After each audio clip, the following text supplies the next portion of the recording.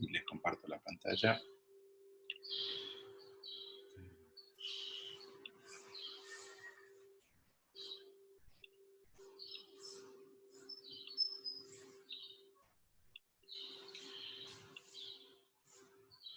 Bien, entonces hoy tendríamos que discutir un poco las ondas electromagnéticas, que es la coronación o la culminación de todos los experimentos de electricidad y magnetismo que vimos en esta segunda parte del curso.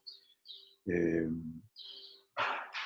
las ondas electromagnéticas forman parte de nuestra vida cotidiana en cosas absolutamente naturales, ¿no? Como la vista, porque a fin de cuentas la luz, digamos, los colores que percibimos son distintos tipos de ondas electromagnéticas, el calor, digamos, que nos provoca el sol es, digamos, fruto de la radiación electromagnética que radia el sol, y después cosas tecnológicas, ¿no? Que revolucionaron la vida durante el siglo XX, ¿sí?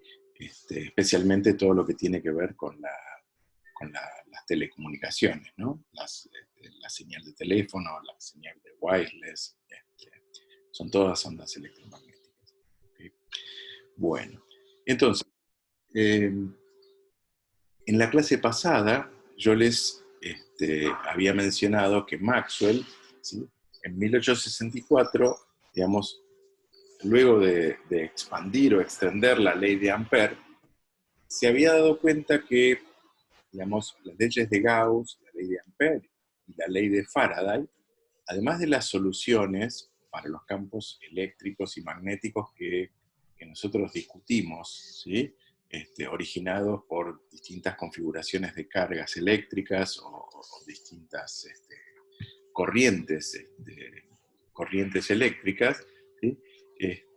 También había soluciones digamos, de campo eléctrico y campo magnético en ausencia de cargas y de corrientes, ¿sí?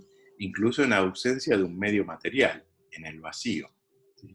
Existían estas soluciones de campo eléctrico y campo magnético que uno puede pensar como, digamos, una función de la posición y del tiempo, ¿sí? Las ecuaciones de Maxwell, que están ahí recuadradas, ¿sí? No solo nos ponen en evidencia la simetría que hay entre el campo eléctrico y el campo magnético, ¿sí? Sino que explícitamente nos dicen que, fíjense en los miembros derechos, que la variación con el tiempo del flujo eléctrico o del flujo magnético produce, digamos, un campo magnético o un campo eléctrico respectivamente. Y entonces a Maxwell lo que se le ocurrió es que, digamos, una perturbación, ¿sí? Que hiciera variar con el tiempo el campo eléctrico podía generar un campo magnético que a su vez al variar generara un campo eléctrico, y entonces así, digamos, uno pudiera tener una especie de perturbación de los campos eléctricos y magnéticos que se sustentara a lo largo del tiempo, ¿sí?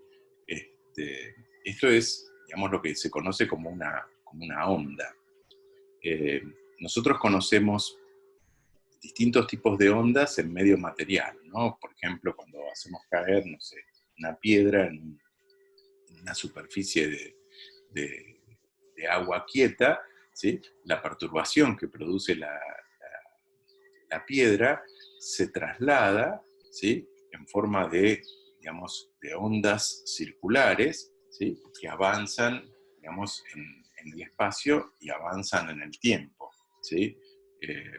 Qué sé yo, las olas, digamos, del mar son también un ejemplo, digamos, evidente digamos, de una perturbación ondulatoria. También hay ondas, qué sé yo, cuando abrimos una canilla, ¿sí? La canilla está conectada a una manguera, ¿sí? La sobrepresión que produce, digamos, el flujo de agua se va transmitiendo, digamos, a lo largo del tiempo, ¿sí? Y también hay ondas, digamos, estacionarias cuando, por ejemplo,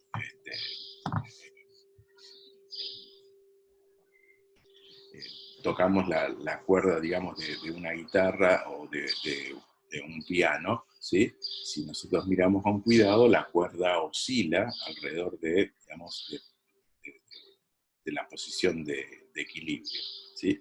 Ahora, en todos estos casos, las ondas necesitan un medio más o menos elástico, ¿sí? para, para propagarse, ¿sí? La diferencia con estas, digamos, ondas electromagnéticas, ¿sí?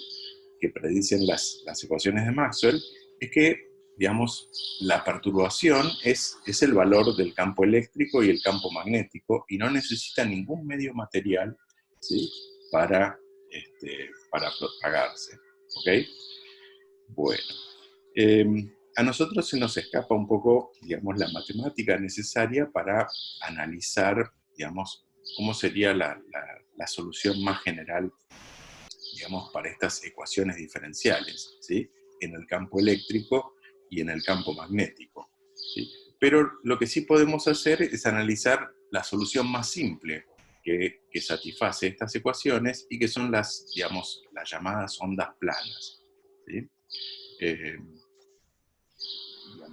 en general, si le preguntan a algún amigo matemático, digamos, les va a poder explicar que, digamos, cualquier solución digamos, de las ecuaciones de Maxwell, ¿sí? se la puede pensar como una combinación, como una superposición de ondas planas, así que discutir las características de estas ondas planas, de alguna manera, no. También nos va a hablar digamos, de la solución más general posible. Entonces veamos qué es lo que, digamos, qué es lo que podemos ver, digamos, de esta solución más simple que tienen las ecuaciones, ¿sí? Entonces, supónganse que el campo eléctrico, ¿sí? es proporcional, digamos, a una función trigonométrica, ¿sí? Donde el argumento es una función del espacio y el tiempo, ¿sí? En este caso, un coseno es una función que varía entre 1 y -1, entonces uno tendría, según esto, un campo eléctrico que va variando, digamos, entre un valor E máximo, digamos, y menos E máximo, ¿sí? Esa amplitud, ¿sí? En el espacio y el tiempo. Y suponemos que la orientación del campo eléctrico está en la dirección de uno de los ejes, en este caso el eje Y, ¿sí? Por eso aparece el vector J, el versor J, ¿sí? Y al mismo tiempo, para el campo magnético, supongamos que también, ¿sí? es proporcional a un coseno con el mismo argumento, ¿sí? Pero está orientado en la dirección del eje Z, ¿sí? Bueno. Entonces, si nosotros graficáramos eso, ¿sí? para un valor de t dado, para t igual a 0, entonces lo que tendríamos que graficar es el coseno de k por x, ¿sí? en la dirección del eje Y para el campo eléctrico y el coseno de k por x en la dirección del eje Z. ¿Ok? Ahora, digamos, el coseno entonces es una función periódica que varía entre 1 y -1, ¿sí? Y entonces lo que tendríamos es que, digamos, a lo largo del eje X, ¿sí? para distintos valores de X, entonces el coseno va tomando distintos valores y tiene esa forma, ¿sí? Ahora, en un eje perpendicular, digamos, al campo eléctrico, aparece el campo magnético, de nuevo, que tiene una dependencia en X, digamos, exactamente, digamos, idéntica a la del campo eléctrico, ¿sí? Bueno. Entonces, esto sería, digamos, si le sacáramos una foto, digamos, a los campos eléctricos y magnéticos a t igual a 0. ¿Sí? Bueno, ahora bien, digamos, si nosotros analizamos lo mismo para un tiempo t posterior, para un tiempo t1, fíjense que ahora, ¿sí? Digamos, el máximo del coseno, ¿sí? que es 1, digamos, no va a ocurrir para x igual a 0, sino que va a ocurrir para un x, digamos, mayor que 0. En particular, fíjense que el argumento del coseno, ¿sí? digamos, va a ser 0 cuando x valga, digamos, omega t1 sobre k. ¿Ok? Mayor que 1. Y entonces fíjense que es como que si la onda toda, digamos, se desplazara, digamos, la, hacia la derecha, ¿sí? Y con una velocidad, ¿sí? que es exactamente igual a omega sobre k, ¿no? Porque, digamos, digamos, lo que se desplazó, digamos, el máximo que originalmente estaba en el origen de coordenadas y ahora está, digamos, desplazado, digamos, a un x que es omega sobre k por t1, ¿sí? Eso, digamos, eso sería el delta x dividido t1, que es omega sobre k, y eso entonces es la velocidad con que se está desplazando, digamos, nuestra onda, tanto para el campo eléctrico como el campo magnético, ¿sí? Entonces, si uno lo mirara en función de t, lo que vería es que ese dibujito se mueve, digamos, en la dirección de, digamos, positiva del eje x, ¿ok? Bueno, ahora, volvamos al caso de t igual a 0. Volvamos a t igual a 0 y fíjense que, digamos, para una distancia lambda, que llamamos longitud de onda, digamos, todo vuelve a repetirse, ¿sí? O sea, digamos, el coseno vuelve a tomar su valor máximo y a partir de ahí se repite exactamente lo que ocurrió, ¿sí? Digamos, antes. Entonces, a t igual a 0, en esa foto instantánea, digamos, reconocemos la cantidad lambda, ¿sí? Que es la longitud de onda, y es una característica entonces de estas ondas, ¿sí? Es la distancia para la cual todo vuelve, digamos, a repetirse, ¿sí? Ahora, esa distancia lambda, ¿a qué corresponde? A que digamos, a que el argumento del coseno haya pasado de 0, digamos, a 2pi, ¿ok? Es digamos, el ángulo para el cual, digamos, vuelve todo al inicio. Quiere decir que para el valor de x, ¿sí? Igual a lambda, entonces k por x tiene que valer 2pi, y entonces lo que nos dice es que esa constante k que habíamos puesto en el argumento, digamos, del coseno, es 2pi sobre la longitud de onda. ¿Estamos? ¿Sí? Bárbaro. ¿Bien? ¿Sí? Bueno. Y, digamos, es la misma para, digamos, para el campo eléctrico y el campo magnético, la longitud de onda, ¿sí? Ahora, en lugar de mirar, digamos, la fotografía t igual a 0, miremos lo que pasa, digamos, en un punto, pónganle en el origen de coordenadas, digamos, en función del tiempo. Claro, cuando yo mire lo que pase en el origen en función de tiempo, a t igual a 0, yo tengo el máximo de los valores del campo eléctrico y el campo magnético, pero a medida que transcurre el tiempo, digamos, como la onda se está corriendo hacia la derecha, entonces el campo empieza a disminuir, ¿ok? Pero, digamos, al cabo de un tiempo t, yo de vuelta voy a volver a digamos, a la condición inicial. O sea, cuando pase digamos, toda la onda entera, ¿sí? Por el origen, digamos, yo vuelvo a la condición inicial, y eso es justamente lo que se define como el período. El período sería el tiempo, digamos, que tiene que transcurrir para que en un dado punto yo vuelva a la condición inicial. Y eso de nuevo ocurre, digamos, estamos en x igual a 0, entonces cuando el argumento pasa de 0 a 2pi, o sea, omega por el, digamos, por el periodo tiene que ser 2pi. Y entonces interpretamos la constante omega, perdón, como 2pi sobre el periodo, ¿sí? La gente, digamos, acostumbra, en lugar de usar el periodo de la onda, usar la frecuencia, que es la inversa del periodo. Así como el periodo sería el tiempo que, digamos, que tarda la onda en volver a la condición inicial, la frecuencia vendría a ser, la podría pensar como el número de veces que ocurre ese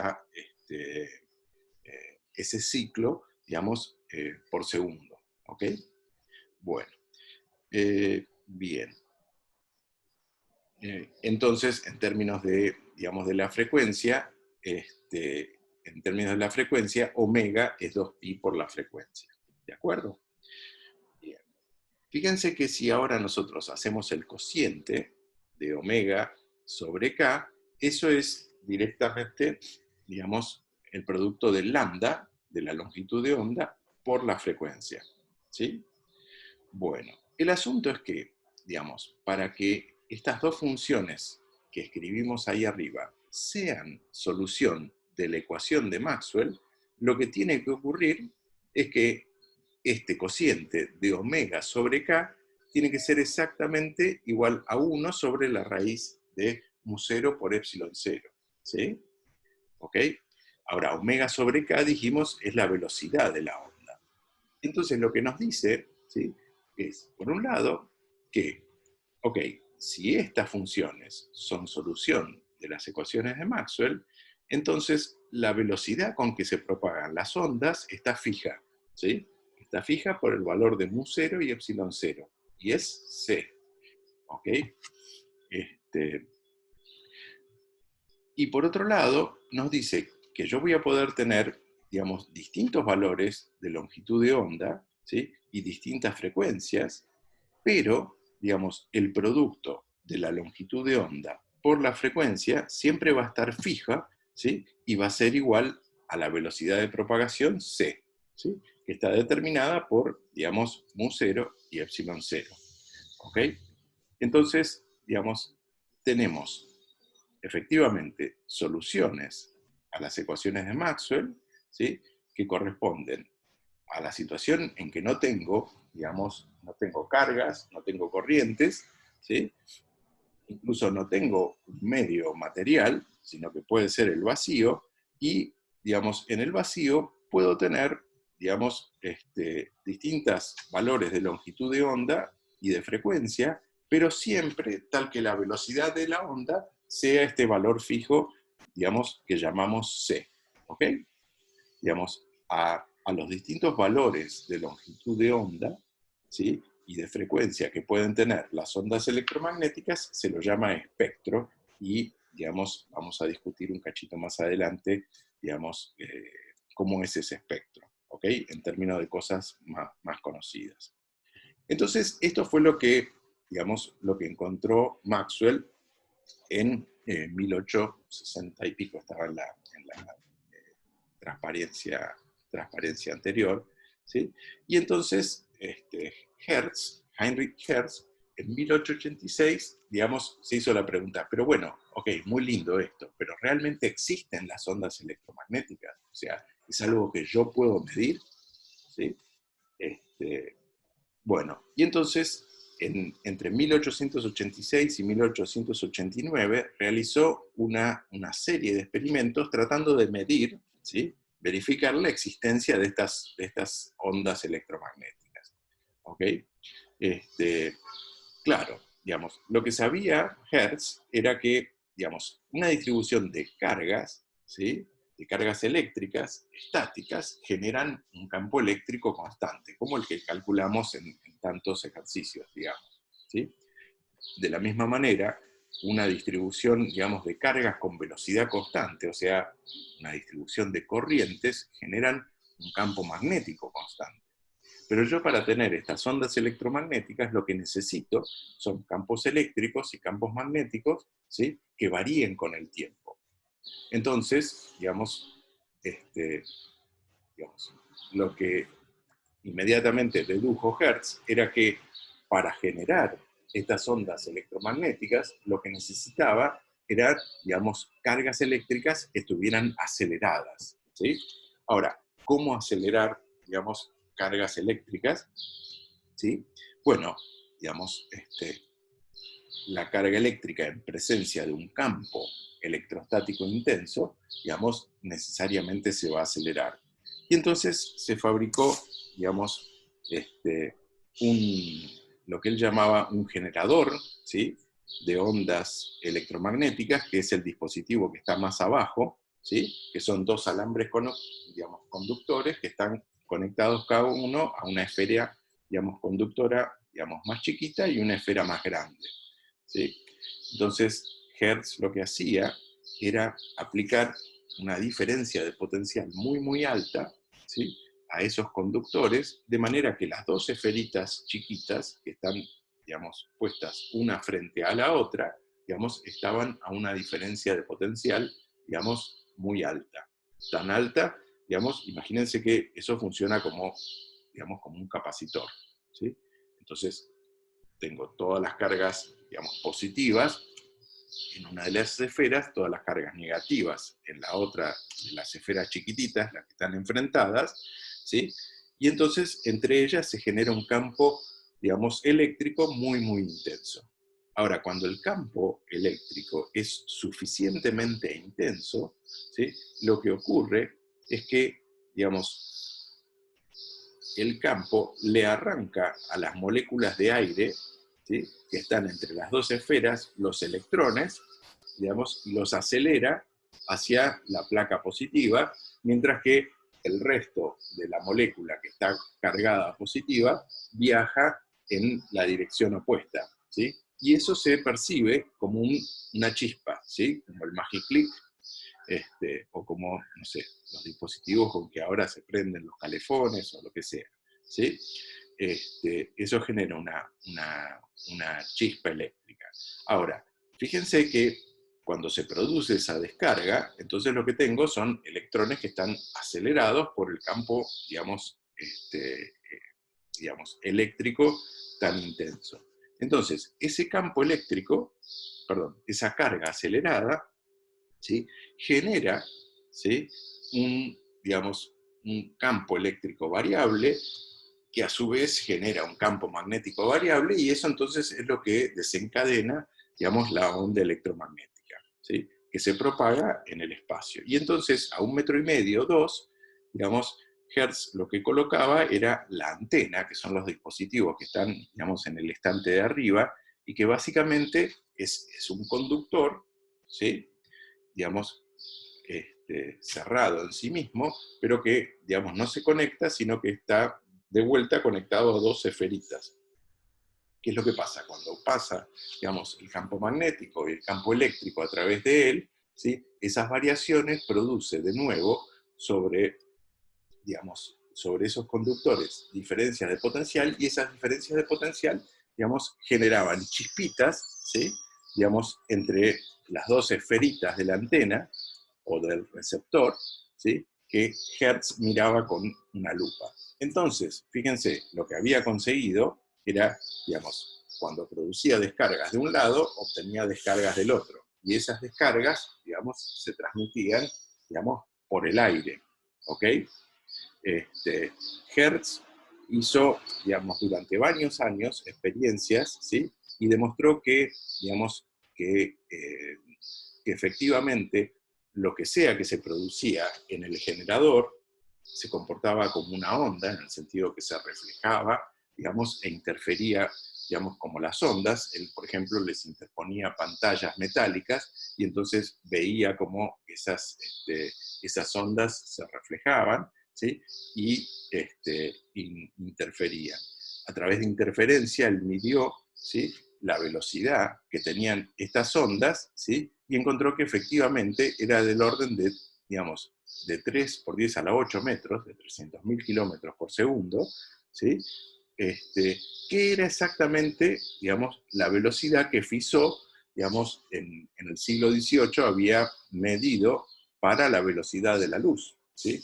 Y entonces, digamos, la gran pregunta era, digamos, si efectivamente la luz, ¿sí? Que nosotros percibimos era una onda electromagnética. ¿Ok? Bueno, con estos experimentos digamos, se estableció que efectivamente existían ondas asociadas a campos eléctricos y magnéticos, ¿sí? Y que, digamos, se movían con la velocidad esperada, con la velocidad que predecía, digamos, las leyes de Maxwell. ¿Ok? Las ecuaciones de Maxwell. Bien. ¿Preguntas hasta acá? ¿Vamos bien? Vamos bien. También, vamos bien. Bueno, fíjense, si uno quisiera, digamos, pensar de alguna manera muy simple, digamos, cómo son estas ondas generadas digamos, en el experimento de Hertz, uno podría pensar, digamos, que tiene dos conductores, ¿sí? Dos conductores que son esas dos plaquitas celestes, y uno las conecta, digamos, a una diferencia de potencial. ¿Qué es lo que va a ocurrir? Cuando uno conecta la diferencia de potencial, entonces lo que ocurre es que, digamos, esos dos conductores se comportan como un capacitor, ¿sí? Y entonces, fíjense, las cargas positivas se van a alejar, ¿sí?, del lugar donde uno conectó el borne positivo de la batería, las cargas negativas se van a alejar, digamos, de donde uno conectó el borne negativo, ¿sí?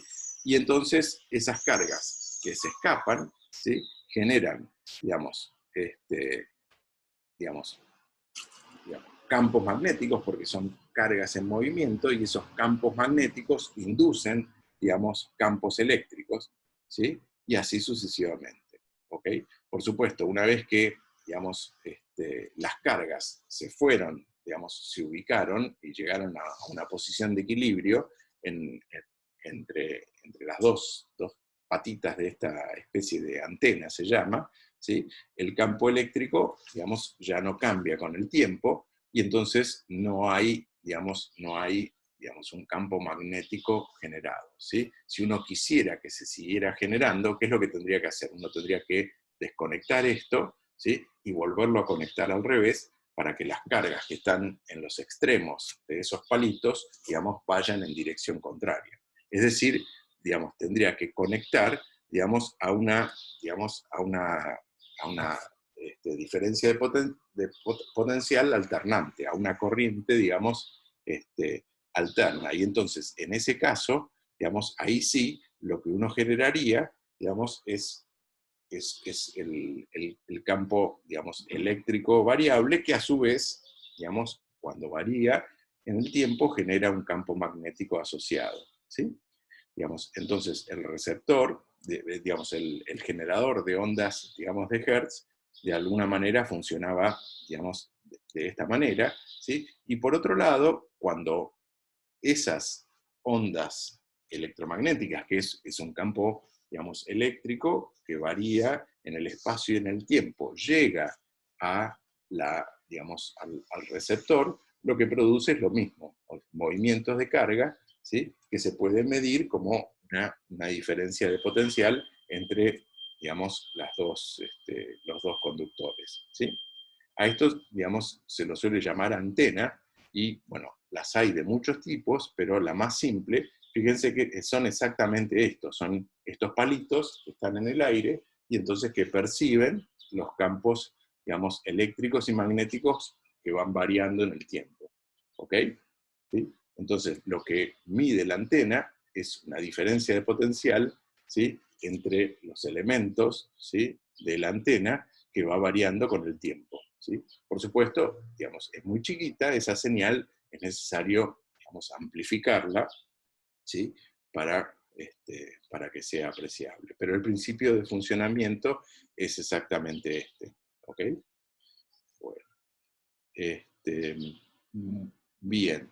Ahora, como dijimos antes, digamos, las ondas electromagnéticas pueden tener distintos valores de longitud de onda y, digamos, valores de frecuencia, ¿sí? Recuérdense que el producto de la longitud de onda por la frecuencia es la velocidad de la luz, que está fija, así que si yo les digo el valor de longitud de onda, inmediatamente, digamos, se deduce el de la frecuencia y viceversa, ¿sí? Ahora, según los valores de longitud de onda, digamos, o frecuencia que tiene las distintas ondas electromagnéticas, reciben distintos nombres, ¿sí? Entonces, recibe el nombre de luz visible a las ondas electromagnéticas que tienen, digamos, longitudes de onda entre 700, digamos, y 400 nanómetros. Un nano sería 10 a la menos 9, ¿no? Entonces, estos serían entre 700 y 400 nanómetros serían las ondas electromagnéticas que nosotros podemos percibir, digamos, con nuestros ojos, con nuestros detectores, ¿sí?, con nuestras antenas, como quieran llamarla, a simple vista, ¿sí? Y según, digamos, la longitud de onda, nosotros percibimos, digamos, lo percibimos como distintos colores, ¿ok? Por supuesto, digamos, si nos vamos a longitudes de onda más cortas, ¿sí? Tenemos ondas electromagnéticas que, digamos, no son visibles para, digamos, la gente normal, ¿sí? Y, digamos, que son el espectro ultravioleta, ¿sí? Los rayos ultravioleta, ¿sí? Que, por ejemplo, vienen del Sol, ¿sí? Yendo todavía a longitudes de onda más cortas, ¿sí? Empiezan lo que se conocen como rayos X, ¿sí? Que son ondas electromagnéticas, digamos, comunes y corrientes, que la única diferencia que tiene es que, digamos, sus longitudes de onda son cada vez más cortas. Y finalmente, digamos, a partir de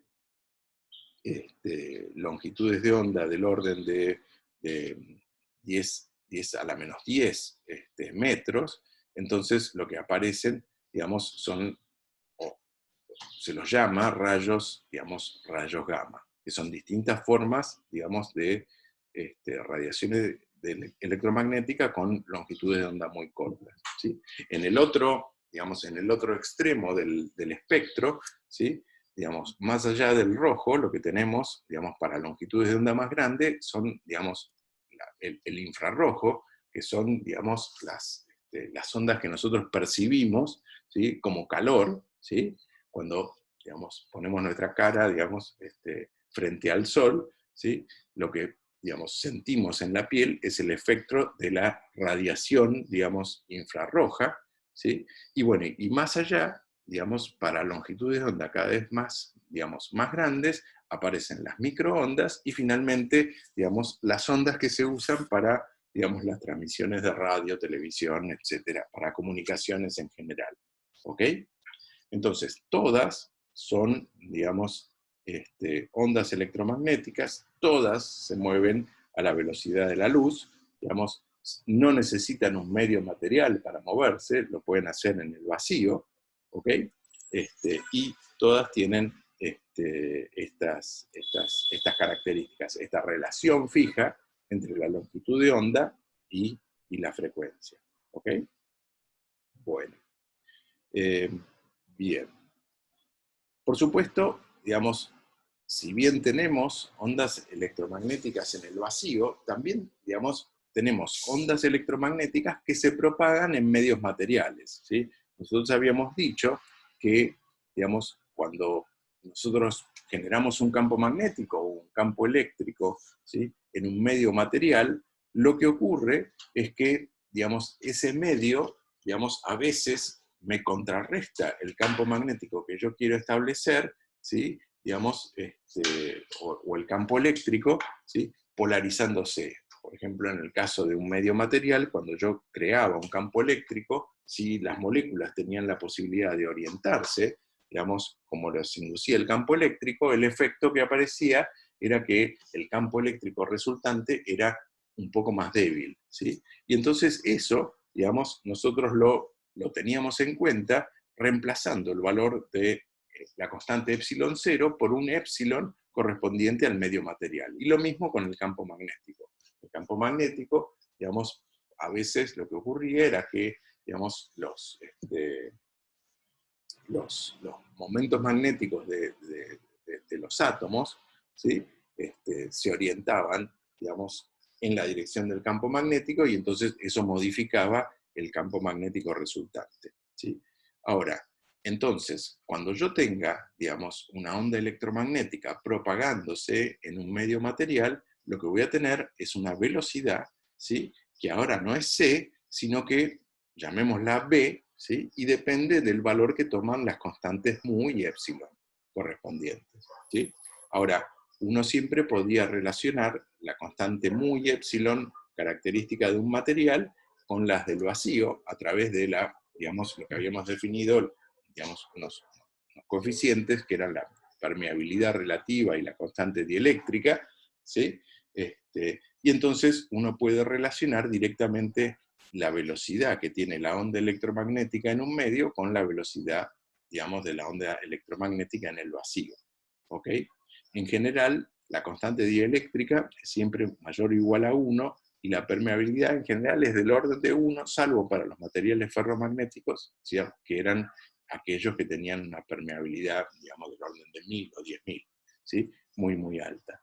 Entonces, como consecuencia de esto, siempre la velocidad de la luz en un medio material, o la velocidad de cualquier onda electromagnética en un medio material, es menor, ¿sí?, que la velocidad de la onda electromagnética en el vacío. ¿Ok? Digamos, las ondas electromagnéticas en general se propagan, ¿sí?, pero con una velocidad menor, ¿sí? Y eso, por supuesto, va a modificar, digamos, su longitud de onda, ¿no? Un ejemplo, supónganse, ¿se acuerdan las lámparas, digamos, del alumbrado público, esas digamos, que cuando se encienden hacen una luz media naranjona, ¿sí? Ahora casi no hay, la están reemplazando por lámparas LED, ¿no? Pero, digamos, las más comunes hace algunos años, ¿sí?, eran, digamos, lo que se llaman las lámparas de vapor de sodio, ¿sí?, que, digamos, generan radiación electromagnética con una frecuencia de 5.9 por 10 a la 14 Hz, ¿sí? Entonces, digamos, eso en el vacío va a tener una longitud de onda, ¿sí?, correspondiente con esa, digamos, con esa frecuencia. Y en un medio material va a tener, digamos, otra longitud de onda y otra velocidad de propagación. Entonces, comparemos qué es lo que pasaría, ¿sí?, entre, digamos, las características digamos, de la luz, de las ondas electromagnéticas que generarían la lámpara, ¿sí?, en el vacío con, digamos, las que generarían en un material, digamos, como el diamante, que tiene, digamos, una constante dieléctrica muy, muy alta. ¿Ok? Entonces, fíjense, de la relación que habíamos, digamos, deducido entre la longitud de onda, ¿sí?, la frecuencia y la velocidad de propagación, de ahí podemos deducir cuál es la longitud de onda, ¿sí?, de las ondas generadas por esta lámpara de vapor de sodio en el vacío, que sería simplemente C sobre la frecuencia, ¿sí?, y eso nos da 589 nanómetros, que está, digamos, bien dentro del espectro, digamos, del espectro visible. O sea que en el vacío, esta lámpara nos va a generar una luz que, digamos, nosotros podemos percibir a simple vista. ¿Ok? Y la velocidad en el vacío, por supuesto, sería c, ¿no? Serían esos 300.000 kilómetros por segundo, ¿sí? Ahora, en el diamante, fíjense que la velocidad de esas mismas ondas va a ser distinta, ¿sí? Va a depender, digamos, de la permeabilidad relativa y de la constante dieléctrica, ¿sí? Y si la calculamos, fíjense, la velocidad, en lugar de ser, digamos, 3 por 10 a la 8, se reduce a menos de la mitad, 1,24 por 10 a la 8. ¿Ok? Entonces, la luz, ¿sí?, cuando se propague dentro de un diamante, ¿sí?, va a ser mucho menor, ¿sí?, que, digamos, en el vacío o en el aire, ¿sí? Y también la longitud de onda, porque la longitud de onda, fíjense, es la velocidad sobre, digamos, sobre la frecuencia, y si la calculamos, fíjense, la longitud de onda va a ser 244 nanómetros, lo cual quiere decir que esa luz, digamos, nosotros no la podríamos percibir a simple vista, porque está fuera, digamos, de lo que definimos como el espectro visible, ¿sí? Bueno, por supuesto, digamos, hay casos muy particulares de gente que ve más allá del espectro visible digamos, por algún tipo digamos, de condición, de algún tipo de defecto de nacimiento, y por ejemplo hay gente que ve, digamos, luz ultravioleta, ¿sí?, o gente que ve ondas infrarrojas, que ve el calor, ¿ok? Pero bueno, digamos, en general son casos muy raros, ¿sí? Bueno, otro ejemplo que podríamos analizar son, digamos, las ondas de radio. Las ondas de radio, ¿sí?, por ejemplo, para las radios FM, ¿sí?, típicamente, digamos, tienen frecuencias que son digamos, de varios millones de hertz. O sea, la frecuencia, ¿sí?, es, por ejemplo, del orden de 90 millones de hertz, ¿sí? O sea, digamos, la onda hace 90 millones de ciclos por segundo, ¿ok? Ahora, comparemos qué es lo que pasa con la velocidad de propagación y la longitud de onda, digamos, en el vacío, ¿sí?, y también en el material con que están construidas, digamos, las antenas que tienen la radio dentro, ¿ok? Que están hechas con un material que se llama ferrita y que tiene, digamos, estos valores de constante dieléctrica y de permeabilidad relativa, ¿ok? Entonces, en el vacío, la longitud de onda, ¿sí?, de una onda electromagnética correspondiente a una radio FM, ¿sí?, sería del orden de 3,33 metros. O sea, fíjense, digamos, antes hablábamos de nanómetros, ¿sí?, digamos, las longitudes de onda correspondientes a la luz visible. Acá estamos, digamos, nos vamos a ondas que tienen una longitud de onda digamos, de más de 3 metros, ¿sí? Y, digamos, en el material, en la ferrita, ¿sí?, la velocidad que va a tener esa onda electromagnética, ¿sí?, es el cociente de C con, digamos, la raíz cuadrada de la permeabilidad relativa y la constante dieléctrica, y baja, fíjense, a 3 por 10 a las 6 metros. O sea, digamos, sería 100 veces, digamos, más lenta que la velocidad de la luz, ¿ok? Entonces, estos serían ejemplos de radiaciones electromagnéticas, ¿sí?, en distintos medios, ¿ok?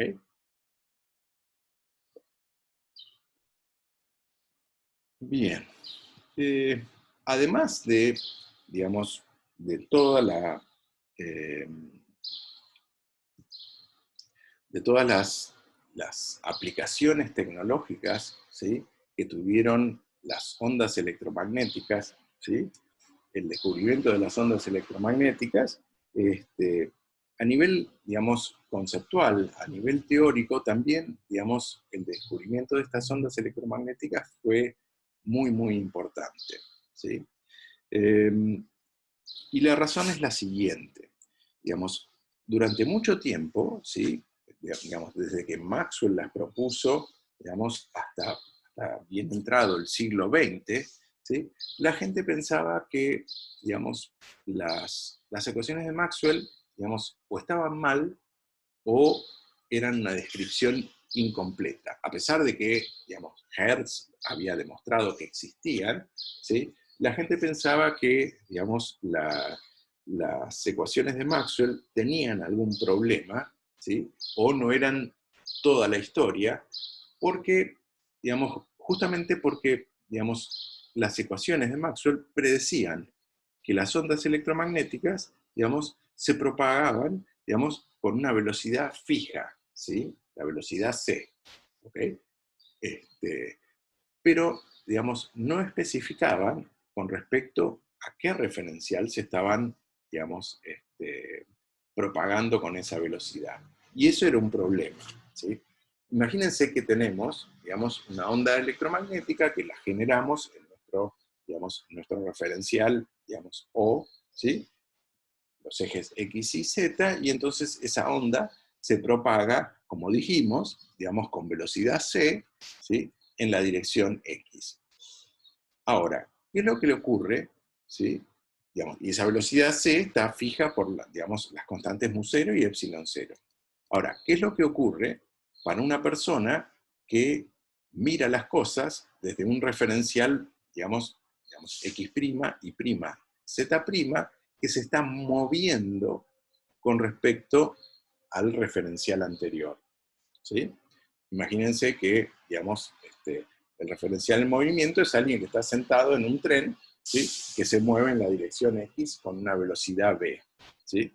Entonces, intuitivamente nosotros diríamos, bueno, esa persona que se está moviendo en la dirección en que va, digamos, el rayo de luz, ¿sí?, va a percibir que las ondas electromagnéticas tienen una velocidad menor. O sea, para él, digamos, le va a parecer que esas ondas electromagnéticas viajan con una velocidad menor, digamos, que es justamente, digamos, la diferencia entre la velocidad en el referencial O, digamos, menos la velocidad con que el referencial primado se mueve respecto de O, ¿sí? En particular, imagínense que si el referencial primado se moviera a la velocidad c, Entonces, ¿qué es lo que vería?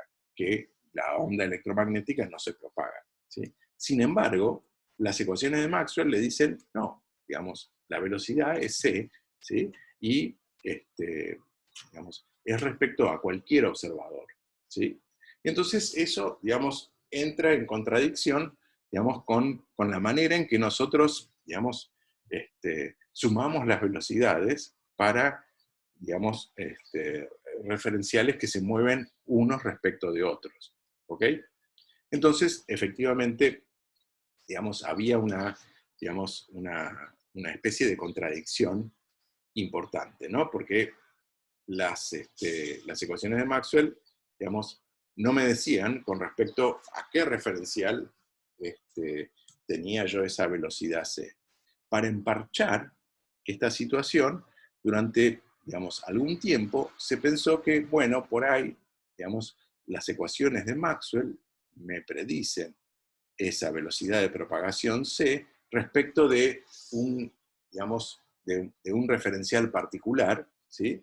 Digamos, que era llamado el éter, ¿sí? Imagínense una sustancia hipotética que digamos, permea todo el universo, y entonces las ecuaciones de Maxwell, digamos, referían la velocidad respecto a ese referencial particular, ¿sí? Claro, para todas las cosas prácticas, fíjense que, digamos, iba a ser muy difícil ver alguna diferencia. ¿Por qué? Porque la velocidad con que nosotros nos podemos mover, o la gente se podía mover a fines del siglo XIX, que era, no sé, la velocidad de un tren, digamos, 160 kilómetros por hora, digamos, que es totalmente despreciable contra los 300.000 kilómetros por segundo de la velocidad de la luz. La diferencia iba a ser, digamos, mínima, ¿sí? O incluso en el avión, digamos, en el avión supersónico más rápido, ¿sí? Que podemos construir hoy día, ¿sí? La diferencia iba a ser muy chiquita. Pero conceptualmente, digamos, era importante, ¿no? ¿Por qué? Porque la teoría era, digamos, parecía ser incompleta, ¿ok? Entonces, digamos, en 1887, ¿sí? Digamos, a esta gente, digamos, a Michelson y a Morley, se le ocurrió chequear a ver si efectivamente existía este éter, ¿sí? Y la manera de hacerlo, digamos, fue la siguiente. Supónganse que existe el éter, que existe, digamos, una especie de medio que solo es relevante para, digamos, la transmisión de las ondas electromagnéticas, ¿sí? ¿Por qué? Porque, digamos, para otras cosas no, digamos, no lo puedo percibir, ¿sí? Ahora, la Tierra se mueve alrededor del Sol con una velocidad, digamos, bastante importante. Entonces, si el éter, ¿sí? Supónganse, es algo que está fijo, al moverse la Tierra, yo tendría que, digamos, percibir la diferencia, ¿sí? Entre la velocidad de la luz cuando me muevo en la dirección en que se mueve la Tierra y una dirección perpendicular. ¿Ok?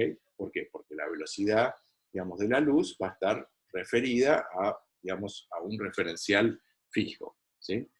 Digamos, que es el éter, ¿sí? Entonces ellos idearon un experimento, digamos, donde se podía comparar la velocidad de la luz en, digamos, en dos direcciones perpendiculares, ¿sí? Y entonces, una de esas direcciones, ¿sí? Digamos, la ponían en la dirección en la que se mueve la Tierra con respecto al Sol y otra en la dirección perpendicular. Y supuestamente lo que tenían que ver es que hubiera alguna diferencia. Sin embargo, digamos, el experimento nunca detectó, digamos, ninguna diferencia. O sea, digamos, el éter no existía, ¿sí? Y, digamos, las ecuaciones de Maxwell predecían, digamos, correctamente la velocidad de la luz, ¿sí? Independientemente del sistema de referencia.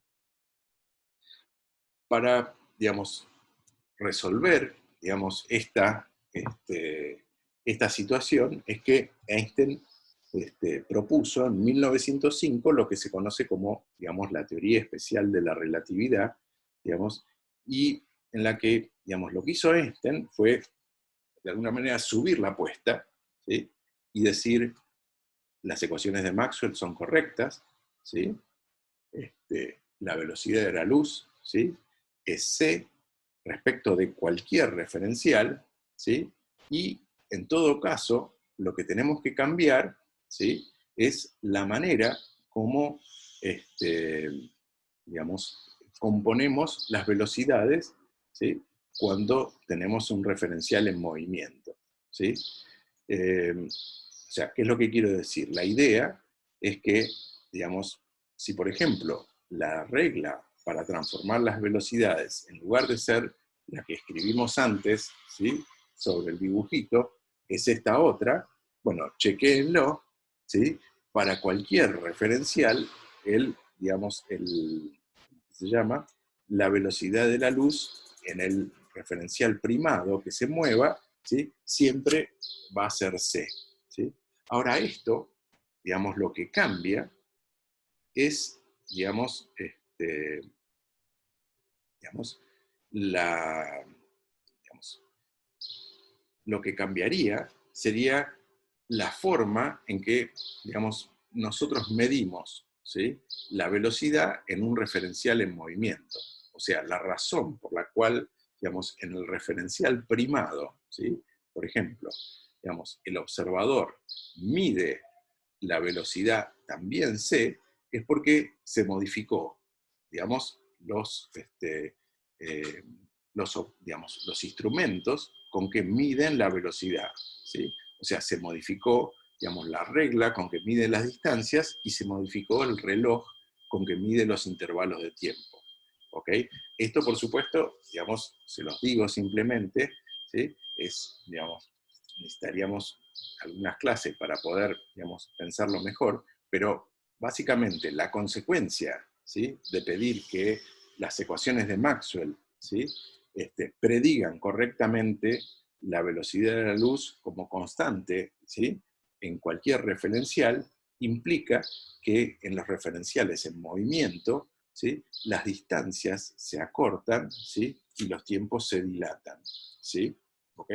O sea, digamos, el señor que está en el referencial O le dice, no, digamos, la velocidad de la luz es c con respecto, digamos, a mi referencial, ¿sí? Si vos, ¿sí?, que estás subido al tren, que se está moviendo, ¿sí?, ves que la velocidad, digamos, de la luz, la velocidad de las ondas electromagnéticas es c, es porque se te, digamos, es porque se te contrajo la regla con que estás midiendo y se contrajo, digamos, y atrasa el reloj con que estás tomando, digamos, los tiempos. Esto es, digamos, muy antiintuitivo, pero, digamos, es como es. ¿Okay? Es la explicación, digamos, que propone la relatividad especial y que ha sido, digamos, verificada, digamos, en infinitos experimentos. Entonces, la constancia de la velocidad de la luz tuvo como consecuencia que se cambiara, digamos, nuestra concepción de lo que es el espacio y lo que es el tiempo, ¿sí?, y cómo están relacionados la percepción, digamos, del espacio y del tiempo en distintos referenciales en movimiento. ¿Ok? Bueno, y esto, por supuesto, tuvo, digamos, consecuencias a nivel teórico que son muy importantes. Bueno, con esto, digamos, yo voy a parar acá y vamos digamos, a terminar la discusión de las ondas electromagnéticas. No sé si tienen, digamos, alguna pregunta.